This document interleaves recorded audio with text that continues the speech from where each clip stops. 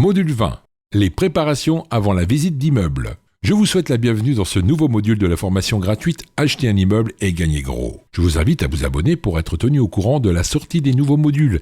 Et si vous avez une question, n'hésitez pas à la mettre dans les commentaires. Notez bien que pour chaque module, il y a également une version écrite. Elle est juste en dessous dans la description. Voilà, vous allez rentrer dans la pratique pure et dure. Désormais, vous allez passer une étape importante.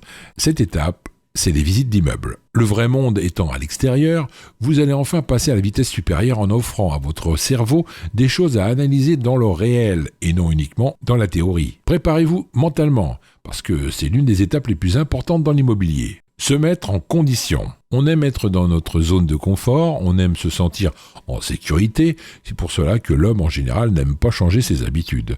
Et pourtant vous allez devoir casser vos habitudes, puisque vous allez enfin faire des visites de biens immobiliers. Vous allez voir qu'il y a une très grande différence entre ce que vous avez lu depuis le départ dans cette formation à la réalité. Depuis le début, on fait beaucoup de théorie, et un peu de pratique, mais c'était de la pratique sur Internet. Désormais, on a les chiffres, on a les analyses du marché, on sait comment trouver un bien rentable, il faut donc passer à l'étape la plus compliquée, c'est l'étape des visites immobilières. Se mettre dans la peau d'un riche. On a déjà parlé dans d'autres modules, dans la vie, la première impression est primordiale. Vous devrez donc avoir une apparence parfaite, que ce soit un agent immobilier ou un particulier qui vous fait visiter. Pour les hommes, mettez au moins une belle chemise avec un pantalon ou un jean foncé, ainsi que des chaussures foncées. Pour les femmes, mettez plutôt un tailleur ou des habits qui vous donneront un look professionnel. Il y a le look et le paraître dans notre société. Une fois bien habillé, il faut montrer des signes extérieurs de richesse. C'est important pour que les autres interlocuteurs aient une bonne estime de vous. C'est bête, mais c'est comme ça. Personnellement, quand je fais des visites, je viens avec mon BMW X6, car l'interlocuteur en face voit que j'ai de l'argent et donc ça le rassure. Je fais exprès de passer devant le bien et devant l'interlocuteur avec la voiture. Tout de suite, il nous donnera de l'intérêt, plutôt qu'avec une personne qui a une Clio. Si vous avez une voiture classique, garez-vous un peu plus loin et venez à pied. Ainsi, l'interlocuteur ne vous jugera pas. Idem pour vos bijoux. Pour les hommes, une belle montre qui vaut plus de 1000 € avec des gourmettes, des boutons de manchette. Vous pouvez acheter une fausse montre, on s'en fiche. Seul le paraître est important devant l'interlocuteur. Pour les femmes, mettez des bijoux qui valent de l'argent ou qui font croire qu'ils valent de l'argent. Tout cela pour une seule chose, que l'interlocuteur en face de vous, qu'il soit un agent immobilier ou un particulier, le fait que vous ayez de l'argent à ses yeux est très important. Dans un premier temps, il vous donnera plus d'importance qu'à une personne lambda.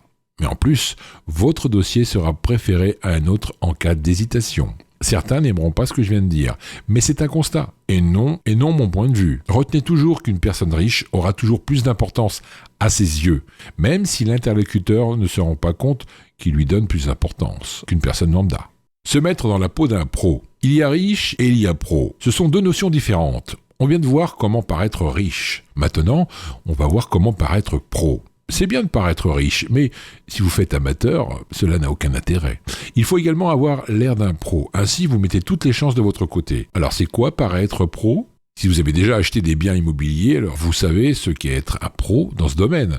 Mais si vous n'avez pas encore acheté de biens, ou très peu, alors vous allez devoir augmenter ce paraître aux yeux de vos interlocuteurs. Il y a plusieurs points dans l'immobilier pour paraître pro. Le langage. Le langage, évidemment. Vous devez parler correctement, le français avec un langage correct. Je parle en plus d'ici de langage immobilier. Si vous ne l'avez pas encore fait, je vous invite à lire les précédents modules de la formation pour apprendre un maximum de notions immobilières. Vous devez montrer que vous savez parler immobilier. Faites exprès de parler de la rentabilité en faisant des calculs devant la personne. Montrez que vous connaissez tous les calculs à faire pour savoir si vous êtes rentable. Vous allez encore plus loin. Parlez de travaux, de la nouvelle disposition que vous feriez pour cet appartement. Montrez que le fait de casser les cloisons, créer des salles de bain, isoler un mur, ne vous fait pas peur. Vous devrez montrer que vous avez l'habitude de faire tout ça, comme si ce n'était qu'une broutille pour vous. Montrez que vous avez votre équipe d'artisans, que vous aviez fait tel ou tel type de travaux lors de votre dernier chantier. Faites croire que vous avez de l'expérience dans le domaine. Dites que vous avez fait plein d'investissements, que vous aimez les travaux, vous en faites à chaque mois pour ne payer aucun impôt sur vos loyers, que vous avez une très bonne expertise de la fiscalité immobilière. Même si c'est votre premier achat, il ne doit pas le savoir. Mentez et dites le contraire. Exemple, vous souhaitez acheter à Caluire, proche de Lyon. Inventez une expérience en disant que vous avez déjà acheté plusieurs immeubles dans la banlieue de Lyon, comme à Tassin, que vous louez ces biens en meublé, que vous gagnez plusieurs milliers d'euros par mois, que vous avez fait faire plusieurs dizaines de milliers d'euros de travaux. L'attitude. L'attitude est aussi importante, voire plus importante que le langage en fonction du type d'interlocuteur qu'on a en face de soi. Retenez une chose importante, qu'on a déjà dit beaucoup de fois. Un investisseur ne doit jamais mettre d'affect dans un bien immobilier. Il ne doit jamais mettre d'émotion, ni en montrer devant quelqu'un. On en parlera d'ailleurs plus profondément dans le module négociation. Vous êtes un pro, et en tant que tel, le bien est juste un business et rien d'autre. Il ne faut donc jamais montrer que vous êtes intéressé, ne jamais donner des avantages au bien. Exemple, ne dites pas que le bien est très beau, très lumineux. Prenez des notes, mais ne donnez pas de perches qui pourraient montrer que vous êtes intéressé. En tant que pro qui se respecte, vous devez avoir analysé le secteur. On l'a vu dans les études de marché, mais avant la visite, vous devez aller encore plus loin. Désormais, vous avez l'adresse exacte. Alors faites comme si vous étiez enquêteur. Comme enquête, vous pouvez faire celle du cadastre par exemple. Vous tapez l'adresse du bien sur le site et vous pourrez trouver la fiche du cadastre du bien. Vous direz à l'agent immobilier que c'était pour analyser le PLU de la ville en fonction de l'adresse du bien par exemple. C'est tout bête, mais lorsque vous sortirez votre fiche du cadastre pour le bien, le vendeur se dira que vous êtes un pro, car personne ne fait ce genre de choses. Donc une fois de plus, avec la bonne attitude, vous gagnerez des points au niveau du paraître qu'aura l'interlocuteur envers vous. Ne pas rester focus. Lorsque vous faites une visite de biens immobiliers, si vous arrivez avec un a priori positif, vous ne regarderez que les avantages de l'immeuble. À l'inverse, si vous arrivez avec un a priori négatif, vous ne garderez en tête que les mauvais points de cet immeuble. En effet, votre cerveau est ainsi fait. Si vous êtes excité à l'idée de visiter un immeuble auquel vous avez fait des simulations de rentabilité pendant des heures, vous avez fait des plans, vous avez appelé des potes pour savoir ce qu'ils en pensaient avant même de le visiter, vous allez vous mettre des œillères pendant la visite. Vous ne garderez en tête que les bons côtés du bien et vous ne verrez pas ce qui cloche, et vice-versa. C'est pourquoi il faut rester neutre dans votre esprit. Soyez une machine pendant la visite. Analysez ce qui ne va pas. Analysez ce qui va. Notez toutes vos remarques sur une feuille et faites le pour et le contre. N'ayez aucun a priori, positif ou négatif, avant une visite. Sinon, cela pourrait vous jouer des tours. Ne faire confiance à personne.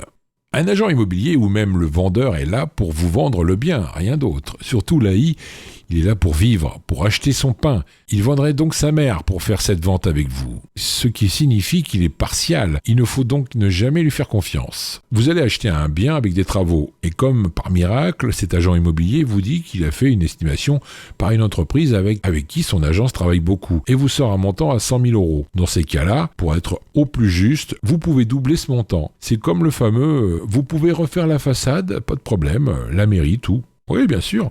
C'est bien connu, une façade se change très facilement, sans faire de demande à la mairie. Bref, tout ce qu'il va vous dire durant la visite, vous l'écoutez et vous le mettez de côté, en ne gardant que les informations importantes sur le bien en lui-même. Tout le reste, vous pouvez l'oublier. Tout sera à l'oral, alors vous pouvez retenir ce qu'il vous dit, mais ça ne vaudra rien sans l'écrit. Seul l'écrit compte. Si vous achetez le bien, soyez sûr que tout ce que vous lui avez dit pendant la visite, il l'aura oublié aussi sec. Si vous avez un doute, faites venir les artisans pour établir un devis. Allez à la mairie pour connaître les démarches administratives, demandez à la copro si vous pouvez faire de la LCD dans cet immeuble. Bref, on n'est jamais mieux servi que par soi-même.